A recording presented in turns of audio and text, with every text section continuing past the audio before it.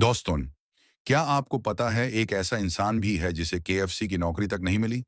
24 लोगों ने अप्लाई किया, 30 लोगों को सिलेक्ट किया गया, सिर्फ वही एक रह गया। उसने 3 अलग-अलग जगह अप्लाई किया और हर जगह यू से फेल कहा गया। आज वही फेलियर चाइना का सबसे अमीर आदमी है, जैक मा। जैक मा का बचपन बहुत गरीबी में बीता। इंग्लिश सीखने के लिए वो रोज किलोमीटर साइकिल चलाकर होटल जाते थे ताकि विदेशी लोगों से बात कर सकें। उन्होंने 10 बार हार्वर्ड यूनिवर्सिटी में अप्लाई किया और हर बार उन्हें रिजेक्ट कर दिया गया। सोचिए 10 बार। 1950 में उन्होंने इंटरनेट देखा और अलीबाबा शुरू करने का सोचा। उनके दोस्तों ने कहा कि ये फ्लॉप हो जाएगा, लेकिन जैक को खुद पर भरोसा था।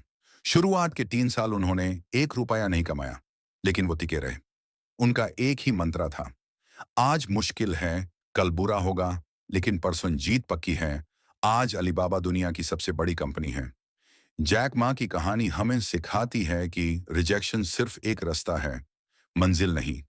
अगर आपको भी लोग नो कह रहे हैं, तो याद रखिए, आपका वक्त अभी आने वाला है। वीडियो पसंद आए तो सब्सक्राइब जरूर करें।